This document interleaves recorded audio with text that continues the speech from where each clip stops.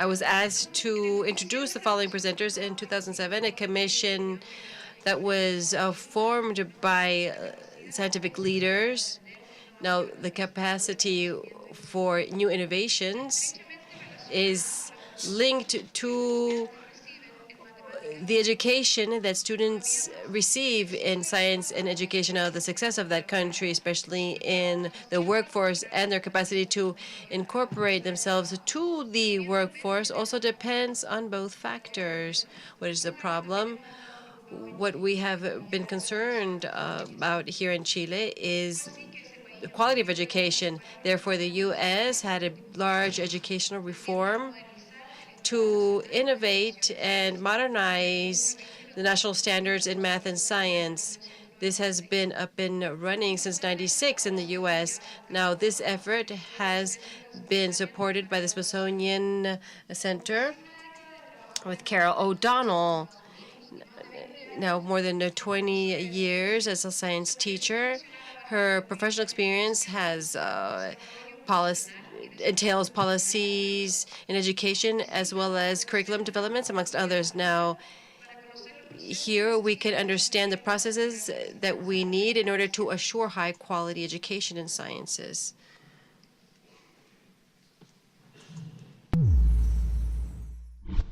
In 1985, the National Science Resources Center was founded as a collaboration between the National Academies and the Smithsonian Institution. Now known as the Smithsonian Science Education Center, our continuing mission is to transform both the teaching and learning of science. It's not just about wanting children to learn science for the sake of learning it. We want a qualified workforce, and as a business owner, I was particularly interested in this. The programs offered by the Smithsonian Science Education Center are based in research and best practices, and the LASER model, Leadership and Assistance for Science Education Reform, is the key to our success. When I look at the characteristics that are expected of people in the world of work today, and look at our I3 project and the LASER model, they all align so very well. We're expecting young people to demonstrate that they can speak and write and use numbers and certainly problem solve, process information, use technology and work in teams. It's a perfect match. If we could get the whole country to understand this isn't just a science curriculum, this is a whole learning system that will get kids to have better math, they'll have better literacy, and they will love changing the world and being scientists and engineers. And that is what we need in this country. That's what we need in the whole world. The LASER model includes 5 elements: curriculum, professional development, material support, administrative and community support, and assessment. These elements are centered around a shared vision for sustainable student-centered science education. The LASER model develops leadership capacity throughout a school or district and its surrounding community. By building support for LASER at all levels, we shift the culture to one of a student-centered, inquiry-based science education. That culture, it was just phenomenal. That was one of the first things that we noticed started to change within our school and district. A 5-year study of the LASER model funded by the U.S. Department of Education demonstrates the impact that LASER has on students. LASER schools showed increased achievement on performance assessments, indicating that students are able to apply what they have learned to hands-on tasks, just as scientists conduct investigations and solve problems. Kids are so engaged, their hands-on activities, they're learning about things they're curious about. They actually get to handle things rather than watching somebody else do it. And they're not demonstrations. They're measuring things, they're creating things. They're looking through microscopes, identifying what they see in there, discovering things they didn't know were there. So their curiosity is highly engaged, which means they're highly engaged with the content, makes it so much easier to teach.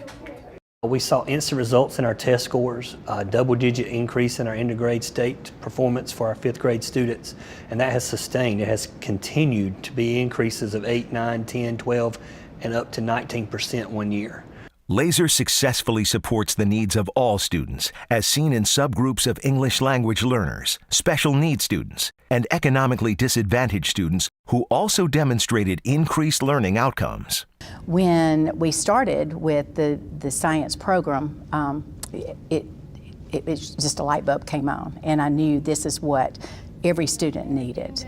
It's getting but it's not really lighting it. Students at laser schools displayed more instances of collaborative and hands-on learning. They practice workforce skills by working in teams and solving problems. Wow. When we do the experiment, we talk about it, we think about it, and we write about it. And we predict something and we write it in our journals and we see if our prediction is right. They're finding answers themselves. They're finding, ways to go about the scientific method. Those are things that don't only get used in science. They get used every day, deductive reasoning, making inferences. And if you can do that in one subject, you can do it everywhere.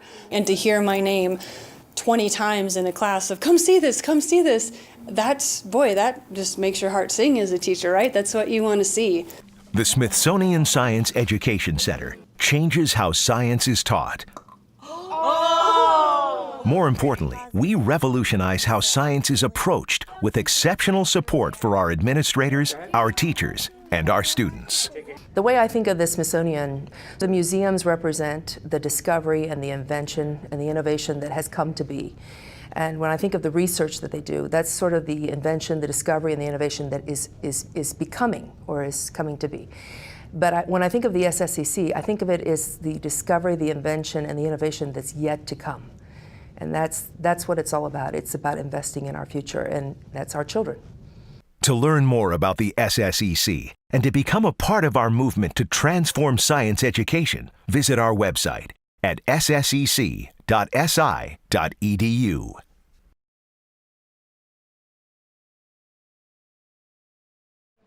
So it's always good to be able to see students doing science, engaging in scientific practices, engineering practices as they're designing vehicles and testing the cars and how they move. And so that's what we do at the Smithsonian, and we've been doing this for 30 years. So I've been asked to share with you some of the information from a recent study that we just completed, 5-year study, which basically finally, after 30 years, we want to know, does this really work to help students learn science, math, reading, better observational skills, better complex critical thinking? So that's what I'm going to do. So this talk's not only going to talk about that 5-year study, but it's also going to, at the end, give you a very quick note about what the United States is doing around the word inquiry and how it's evolving. So first of all, who is the Smithsonian Science Education Center? So we're at the Smithsonian. How many of you have ever been to the Smithsonian? Okay, in Washington, D.C. This is right outside of our door, so it's only about a block away. We get to look at this beautiful castle every day. And I actually took this picture, so I love this. This was on my way to a meeting, so isn't it great to be able to see that? People think about the Smithsonian as being a museum, but it's so much more.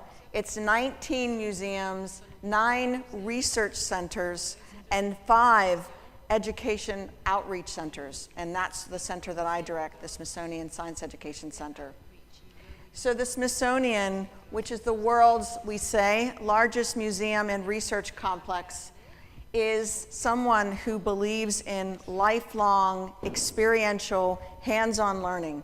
So you can only understand why the Smithsonian Science Education Center is housed in the Smithsonian, because we're trying to bring those same kinds of experiences, hands-on, lifelong learning into classrooms everywhere. We used to be called the National Science Resources Center. So Dr. Reyes, in your work, you talked about the 5 pillars of the laser model with NSRC in the middle. In 2013, our name changed to the Smithsonian Science Education Center to reflect where we're housed and what we do. But we've been doing the same work for 31 years now. So what do we do for students? You know, we really believe, just like at the museums, that we want students to learn science by doing science. That's what we've been talking about today. inquiry-based science education is an opportunity for students to engage firsthand with phenomenon, with experiences. We developed a curriculum grades K through 8th grade that's called Science and Technology Concepts. I was fortunate enough to be one of the writers, developers of those units way back in the 90s. But we're very lucky that our curriculum is used not only in all 50 states in the United States, but in many countries throughout the world. We also believe that teachers have to engage not only in professional learning, but that professional learning should be also engaging with scientists. So people like you play such a critical role in what we do for teachers, and that is that teachers have to learn science by engaging with scientists in doing real science.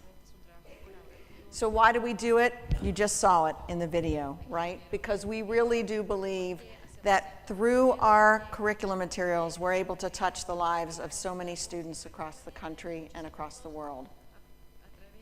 So our program was tested, stress tested, we like to say, in a 5-year, very rigorous randomized control trial, and I'm going to share those results with you. So this is our theory of action.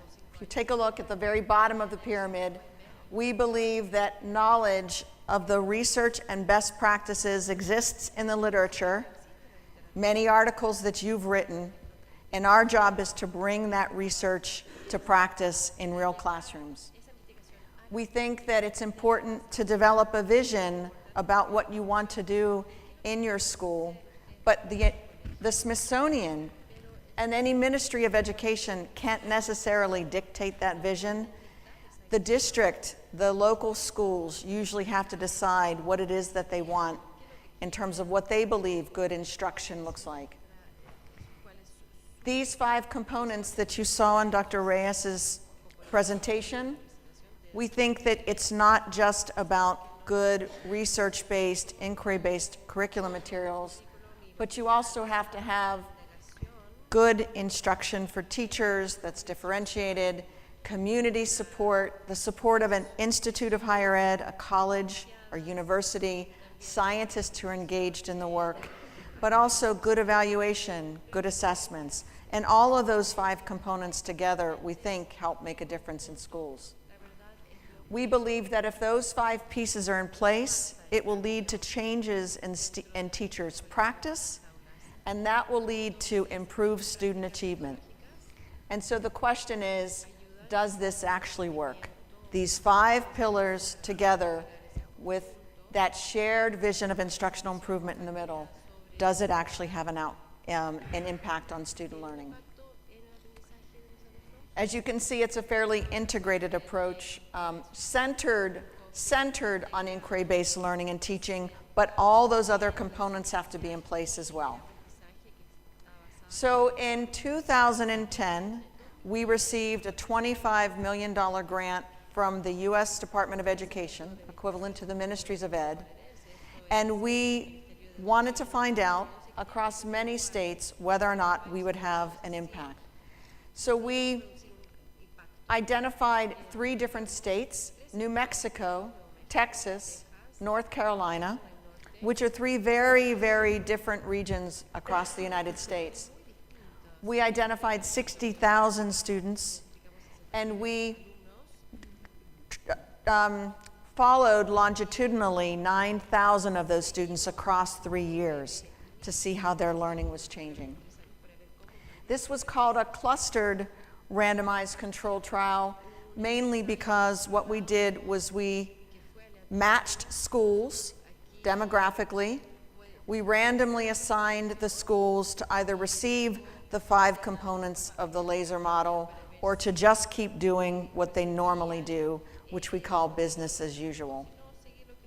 We then randomly assigned those schools to receive laser, and we administered to all of the students, both pre-test and post-test, as Edward talked about, using an assessment called the Partnership for Assessment of Standards-Based Science, the PASS test. And the reason we had to select this PASS test is because in the United States, all of our states have different standards. They all have different state tests. And it's very hard to compare students across the states in the United States because of the fact that they're so different.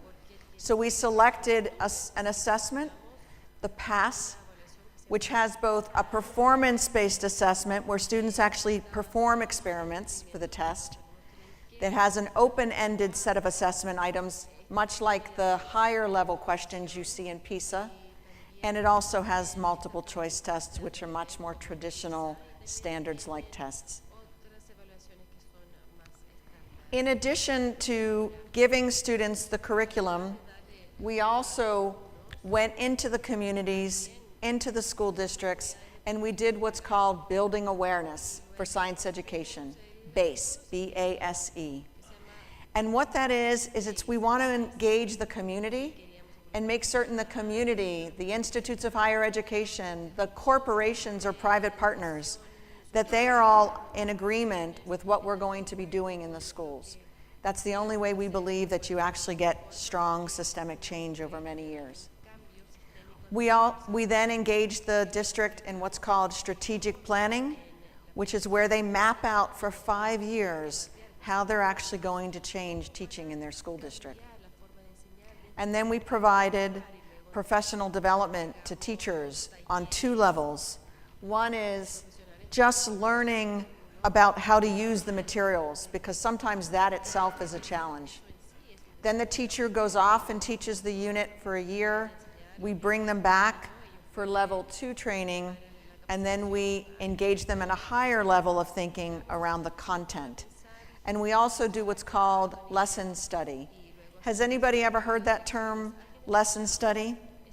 So the teachers bring to the professional development examples of student work. They talk about problems of practice that they have, and they engage with one another, and then they learn higher level content. We also provided to teachers, because our teachers in many cases are in very rural areas, far away from one another. So we developed online professional opportunities for them, which are available free on our website to everybody, on a series called Good Thinking, which is we took the research from scientific journals that talks about the common misconceptions that students have, and we created a fun animated cartoon about a classroom of Miss Reyes, and we follow her classroom across the year and how she engages students in thinking about these misconceptions. So what did we find? 5 big takeaways from this study. And this study is available online, not only in English, but we are in the process. We've just gotten the first draft back of the Spanish version of the executive summary as well, which many people in the room, by the way, Norma being one of them, is helping us to make certain that the translation is accurate. Is there anybody else in here who's actually involved in that translation? So thank you very much. So 5 big takeaways from this study, and this is huge, to finally be able to do a very rigorous scientific experiment of whether inquiry-based science education actually has an impact on teacher practice and student learning. What we found, teachers who were engaged in this kind of teaching actually felt more confident in teaching inquiry compared to teachers who are teaching traditional style teaching. In terms of students we found through the PASS performance-based assessment were able to apply what they had learned in the classroom to solve real-world, higher complex problems that were given to them through a performance-based assessment compared to the traditional students. Third takeaway, and this is really important to us, in the United States, we have very, very diverse populations, as we do in many countries, where our students come from all over the world, speak many different languages. And so when we disaggregated the data to find out whether or not students who were economically disadvantaged or poor, students who were minorities, English language learners, or students who have special needs, whether or not this kind of learning actually has an impact on them. And what we were excited to find out was that not only do the students do well in learning science, but when you look at the subgroups, students who are English language learners, students who are poor, students who have special needs, their scores are much higher, statistically significantly higher than their comparison students. So very, very important outcome. The last outcome, which I think is really important and not so surprising, was not only did students' science scores go up, their reading scores went up and their math scores went up on their state's standardized tests. So these are very distal measures that are far removed from what they're doing in the classroom and hard to see movement in those kinds of tests. But because students are reading about what they're doing, you remember the little girl when she said, we write about it, we speak about it, we think about it, we make a prediction. Well, that's why we're seeing improvements in their reading and writing scores. And you see students with a stopwatch calculating how fast or the speed or acceleration of a car. Their math skills went up because they're applying math to what they're doing. So what does this all mean? You know, across the country, the Smithsonian Science Education Center, and across the world, is changing educational outcomes, we believe, for the economically disadvantaged or poor students, for the students who are English language learners, for the students who are special needs or have an IEP. And that makes a huge difference for us. So what I would say is inquiry-based science education, which is learning by doing, is an approach that we would say is the great equalizer. There are a lot of jobs out there that have to be filled that require scientific skills.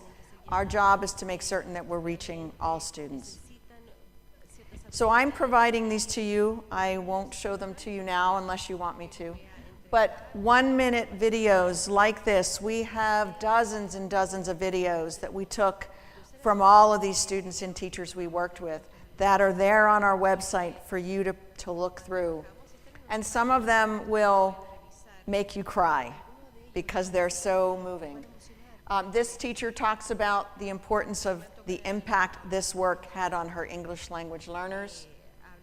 And this teacher, without any prompting from us, this is Houston Independent School District, a large urban inner city school district in the United States and Texas. Their district sent this video to us, and it shows this woman talking about one of her students who's a selected mute, whose parents told her she would not speak or address her at all during the year, that she only spoke at home. Until this teacher put into her hands, what kind of organism was it? A millipede. So she the teacher, Miss Brown, put a millipede in her young student's hand, and the young student who had not spoken the entire year said, "Wow, Mrs. Brown, this is so cool." And then she turned to her colleague, her peer, and she started to tell her peer all about her millipede. And that's what we want to do, right, for kids. So this is the example of the Spanish version that we'll be posting to our website soon once we've finalized it. It'll be available, and the URL is at the bottom. But I did want to leave you with just a couple of things. So first of all, this is not easy, right? This work is hard. And we faced challenges that I think we all face. So what were some of those challenges? In the United States, standardized tests drive instruction. If standardized tests are pure recall, multiple choice, then how do teachers teach? They teach to multiple choice standardized tests. And so one of the challenges we faced was trying to convince teachers that spending that much time on inquiry-based learning would really make a difference in the students' understanding of science, even on a standardized test like the US faces. We also found that because of the fact that the US The United States has so many different ways of teaching. Every state is different, that it's very hard to find a national curriculum that fits into every state. And so we had to work with each state as if it were its own unique entity and try to identify what was necessary for them to teach. And we had to pick special units or develop supplemental materials to fill those gaps. We also found, and I don't know if this is common throughout the world, but in the United States, there is a lot of teacher turnover. Teachers leave after 1, 2, or 3 years of teaching. So you've invested in the teacher in terms of professional learning, and then they leave. New teachers come in, but you're not prepared to repeat the professional learning opportunity. So what we ended up doing was developing what was called condensed kit trainings that were led by some of the teachers who had been through the original trainings. So we were building capacity by training the trainers, bringing in new teachers, and they then became the trainers of the teachers who were coming in. We also had to develop Spanish language materials for students and for parents because so many of our students in the United States are Spanish speaking. Now, last couple of slides. The term inquiry in the United States, and I turn to you because many of you know this better than I do, but we're really seeing an evolution of the term inquiry. So if you think back years ago, if you think about what we mean when we say inquiry-based science education, we heard this over and over and over again today by all of our speakers. So when we say inquiry-based science ed, here's what we mean. We're going to help students develop their own questions. Don't just give students questions. Help students come up with their own questions. Don't just give students problems to solve. Help them identify the problems that need to be solved. That's what good inquiry looks like. Give students an opportunity to explore phenomenon firsthand. Ask them to collect evidence, to reason from the evidence, to draw conclusions from that evidence, to share their findings with their peers, to communicate. That's what scientists do. Many of you are scientists. That's what your life is. And our job is to replicate that for students in classrooms. It's not just about developing someone who's going to become a scientist, right? We want students to become scientifically literate citizens. We want them to care about the fact that if there's a solar storm, their cell phones might not work, and to understand why that is. But the term inquiry is also evolving. In the United States, one of our colleagues, Lisa Kenyon, is doing some research in which she's looking at the evolution of the term inquiry. So if you think back, people used to say hands-on, right? Hands-on science. But then they were concerned that's not good enough because what if the students really aren't engaging and thinking about what they're doing? So then people said hands-on, minds-on, right? You do it both, hands-on, but you're thinking about it. Then the term evolved to inquiry, inquiry-centered. You didn't even have to touch something, but you had to be engaged with it in your mind. And recently in the United States, with the next generation science standards and the framework from the National Research Council, we're now hearing the term scientific practices, engineering practices, practice-based learning, phenomenon, and so performances. And so the term is evolving slightly, but the difference is that it's really now about investigating, evaluating, developing explanations, coming up with solutions. At the heart of all this is this idea that students have a chance to argue from evidence, critique one another's thinking, and analyze. So I'll leave you with this. This is where we in the United States, with the foundation of the next generation science standards, are really thinking inquiry shifting to practices is an idea that students are focused on deeper understanding of science and applying that science to real world content. That science is not taught in a silo, that instead it's science and engineering and technology and math integrated together into what is called STEM. That the learning is coherent, and that what students do in kindergarten builds on what they'll do in the future years. This idea of cross-cutting concepts and ideas that build on one another over time. And finally, that science is not alone, that there's a strong connection to math and to history and to culture and to language arts. And you can see this graphic that comes from the Next Generation Science Standards or National Research Council framework, which talks about that overlap and integration. Okay. So thank you for paying attention to us this late in the day.